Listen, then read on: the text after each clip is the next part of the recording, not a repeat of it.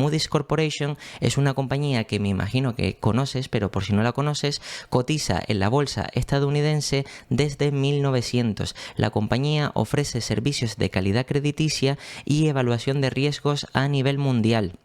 Opera básicamente en dos segmentos esta compañía, como son el MIS, Moody's Investor Services, y el MA, que es el Moody's Analytics. En el MIS, ¿vale? En este caso, en el Moody's Investor Services, publica calificaciones crediticias y evalúa diferentes obligaciones o emisiones de deuda, tanto corporativas como gubernamentales. Es decir, hace una valoración sobre las distintas obligaciones o deudas, emisiones de deudas, tanto de empresas como de estados, como de gobiernos. ¿Para qué? Para que al dar esa puntuación o esa calificación crediticia, digamos que inversores de todo el mundo a nivel internacional sepan realmente dónde invertir o en qué deuda invertir. Por ejemplo, la deuda corporativa, la deuda de empresas, normalmente las empresas pagan un tipo de interés a cambio de poder endeudarse, es decir, de captar financiación a través de algunos inversores,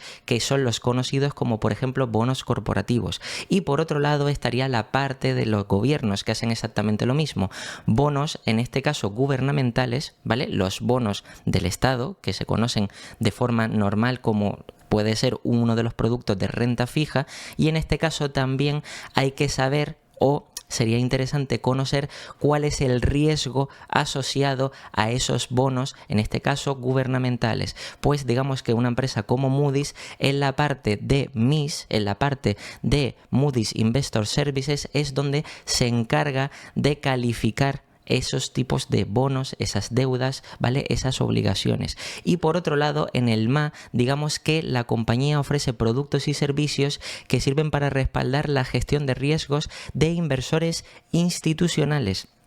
Piensa que normalmente en este sector hay muchos inversores profesionales, es decir, inversores que se dedican, que su trabajo es analizar y hacer el seguimiento de compañías, por ejemplo, ya sea para entidades bancarias, ya sea para fondos de inversión, ya sea para incluso para fondos indexados, y entender cómo va a ir el mercado, los diferentes mercados de los distintos países, etcétera, etcétera. Y por supuesto, esto lo que ofrecen es, con sus productos y servicios, pues toda la información necesaria para esos analistas, para esos gestores, para esos inversores institucionales, para que lo tengan más fácil a la hora de seleccionar compañías o invertir tanto en algún país o en alguna compañía, etcétera. En este caso, este modelo o esta parte del segmento de Moody's sería mediante suscripción, donde por supuesto los inversores pueden acceder tanto a noticias, calificaciones crediticias, pronósticos macroeconómicos, soluciones de software en gestión de riesgo, servicios de asesoría, etcétera, etcétera. Es decir, que como ves, es algo bastante completo que para un inversor institucional pues puede ser bastante importante. Ahora, una vez más o menos conoces la compañía, que lo interesante es que esta compañía forma un duopolio prácticamente, digamos, con más del 80% de cuota de mercado junto con Standard & Poor's, que Standard & Poor's tiene otros negocios también, pero digamos que serían las dos entidades crediticias más reconocidas a nivel mundial y más importante, y como te digo, como tiene una cuota de mercado enorme, pues tiene ciertas ventajas competitivas y por eso la he traído al canal. Pues en este caso, para que la conozcas un poco más, cotiza en el NYSE con el ticker MCO, es decir, por si no la conoces, ya sabes cómo encontrar esta compañía. Además, digamos que Moody's ha ofrecido una rentabilidad para sus accionistas en 2023 del 40%, que es una rentabilidad bastante interesante, y del 8.823% desde su salida a bolsa. Aquí puedes ver en el gráfico cómo, por supuesto, estos gráficos están tomados de días atrás, ¿vale? Que el precio no va a corresponder con seguramente en el momento en el que tú veas el vídeo, eso no importa tanto, pero lo interesante es ver cómo ha sido la evolución de esta compañía a lo largo de su historia, que como puedes ver ha pasado de 4,22 a prácticamente, en este caso, en el momento en el que yo saqué esta captura, a $376, ¿vale? Lo que quiere decir que es un crecimiento, como ves, impresionante. Además, esta compañía, al igual que todas las que te estoy trayendo en el canal, tiene enormes ventajas competitivas, como el reconocimiento de marca, es decir, realmente las entidades financieras conocen Moody's y saben la reputación reputación que tienen, que por cierto la reputación y confianza del cliente también es otra ventaja competitiva. Todo lo que han hecho a lo largo de los años se han ganado, digamos que la confianza de muchos inversores, y esa confianza hace que si entra otro competidor a intentar, digamos que ofrecer los mismos servicios de calidad crediticia, pues en este caso los inversores institucionales como por ejemplo particulares no tienen la confianza o la misma confianza que podrían tener por ejemplo con una empresa como Moody's, y eso también le da ciertas ventajas competitivas. Pero es que además tienen duopolio de mercado, como te estaba explicando, junto con Standard & Poor's, es decir, tienen una cuota de mercado de más del 80%, tienen un efecto red, es decir, que a medida que han ido creciendo y tienen más clientes y generan esa confianza, pues por supuesto eso hace que la gente o digamos que todos los inversores o grupos de inversores que utilicen, en este caso los servicios de Moody's, pues quieran estar dentro y sacar más información de la compañía, lo que quiere decir que eso hace que la compañía tenga más interés y que pueda generar tanto más valor para sus clientes como al mismo tiempo poder mejorar para seguir creciendo. Y también por supuesto coste de cambio, si estos inversores se adaptan a las noticias, a la información, calificaciones de Moody's, pues en este caso les va a costar más cambiarse a la competencia. Normalmente también porque es que todo este tipo, en este caso por la parte de software de gestión de riesgo, por la parte de información que sea semanal, mensual, etcétera, o por el tipo de suscripción que tienen, pues hace que los clientes generen o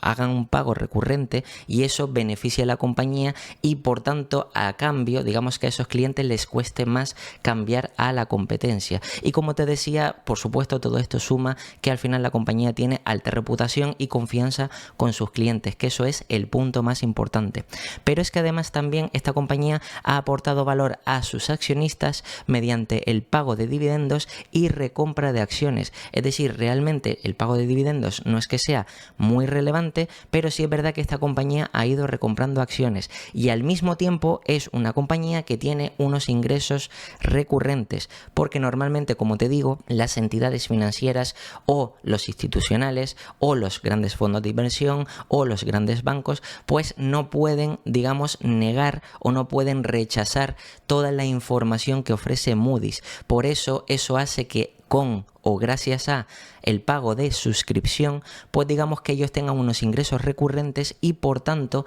eso hace que tengan un crecimiento más predecible. Por supuesto, no lo he añadido aquí porque eso está intrínseco en el modelo de negocio de esta compañía, pero lo que directamente afecta a beneficio de los accionistas en este caso sería pago de dividendos y recompra de acciones, que ya sabes que si recompran acciones y las quitan de circulación, los EPS o beneficios por acción valdrán más y por tanto estará justificado que el precio suba para ajustarse al múltiplo apropiado de la compañía. Pero es que también esta compañía tiene recurrencia de ingresos gracias a su enorme reputación, como te he explicado, y eso evidentemente lo que hace es garantizar que no solo la inversión pueda ser interesante para este año, sino también para los próximos años, porque normalmente cuando intentamos analizar un sector o un modelo de negocio o una empresa en concreto, lo interesante es también analizar el círculo de competencia que tienen los competidores, digamos que el segmento en el que opera, y si vemos que esta compañía está bien posicionada y no la van a desbancar, es decir, que esta compañía va a seguir garantizando que para los próximos años tendrá ingresos recurrentes, constantes y crecientes, aunque sean pocos, pero crecientes, porque cada vez al haber más población a nivel mundial, también hay más personas que se quieren dedicar a la parte del sector financiero, es decir, tanto de análisis financiero o asesorías o cualquier tipo de estos trabajos, y por tanto ese crecimiento en esta parte de los segmentos hace que Moody's capitalice a todo ese crecimiento del sector de las finanzas. Por tanto, eso también es positivo. Además, la compañía ha tenido históricamente márgenes EBITDA del 45% aproximadamente y márgenes operativos del 40% o incluso a veces superiores. Normalmente cuando hablamos de negocios con ventajas competitivas que ya son buenos, digamos que estamos hablando de empresas que ya tienen más de del 15-20% de márgenes. Esta compañía tiene márgenes superiores al 40%, lo que quiere decir que prácticamente eso asegura que esta empresa tiene unas grandísimas ventajas competitivas y que gran parte de las ventas que genera termina convirtiéndolas en beneficios para la propia empresa. Además, esta compañía cotiza actualmente a 35 veces PER Forward de 2024 y 36 veces, en este caso, Price Free Cash Flow, ligeramente por encima de las 30 veces de los últimos años. Esto hay que tenerlo en cuenta, y sí he leído comentarios de vosotros en, digamos, los capítulos anteriores de otras compañías, donde hay algunas que decís, oye, es que esta está cara, es que esta no está justificado comprarla, o por qué traes esta idea de inversión si no es interesante o está muy cara a mi parecer. Bien, lo primero, y es interesante que lo entiendas, las ideas que traigo al canal no es para que vayas a comprarlas. Las ideas de inversión son ideas precisamente para que las tengas en una lista de seguimiento, por ejemplo, como el vídeo que ya he traído al canal como Google Finance, que es, digamos, que una herramienta gratuita donde puedes hacer el seguimiento de diferentes compañías, tener alertas de esas compañías para ver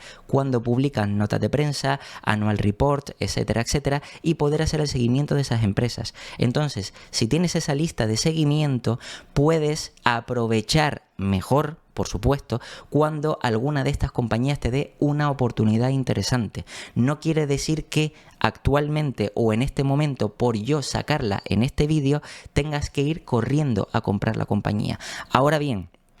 aún así,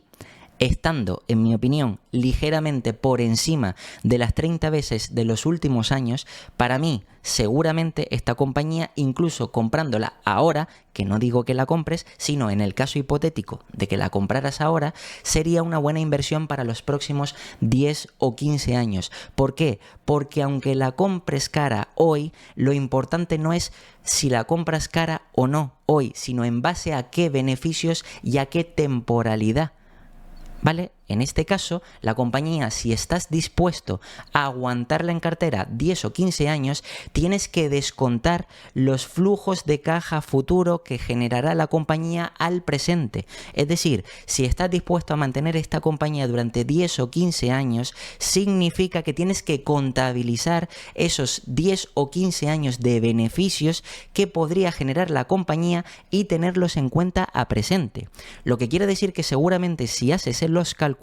tal y como por ejemplo he enseñado en el canal, en otros vídeos de contabilidad, valoración, etcétera, verás que el múltiplo actual, no a un año vista como enseño yo de PER 35 de 2024, sino seguramente si te fueras a 2030, a 2035, el PER o el múltiplo de Price Free Cash Flow de esta compañía estaría con muchísimo más descuento, porque podrías contabilizar que esta empresa podría crecer a doble dígito de, por ejemplo, incluso o cercano del 9, 10, 12% durante los próximos 10 años, y eso hace que el múltiplo esté mucho más bajo. Pero es que además en esta compañía, por eso te digo que lo interesante es calcular a largo plazo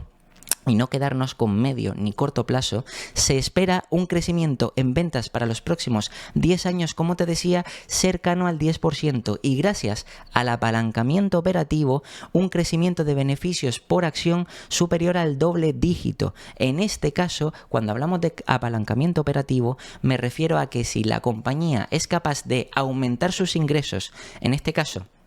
al 9%, 10%, de manera estable y de manera recurrente, pero tiene unos márgenes que cada vez van aumentando más porque reduce los costes u optimiza los costes, eso significa que si los márgenes se amplían, quiere decir que al final generará más márgenes sobre los beneficios que sobre las ventas. En este caso, si crece al 10%, pues a lo mejor los beneficios no crecerán al 10%, crecerán al 11%, crecerán al 12%, crecerán al 13%. Y eso, además, es porque tienes que tener en cuenta, por un lado, lo que te comentaba, recompra de acciones, por otro lado, apalancamiento operativo, es decir, optimización de costes, y es que encima, además, esta compañía te reparte dividendos. Por tanto, Esta es una de las principales o primeras ideas de este vídeo, donde ves que realmente esta compañía tiene ciertas ventajas competitivas, pero no pensando a pocos años, sino pensando a largo plazo, y sería una buena idea de inversión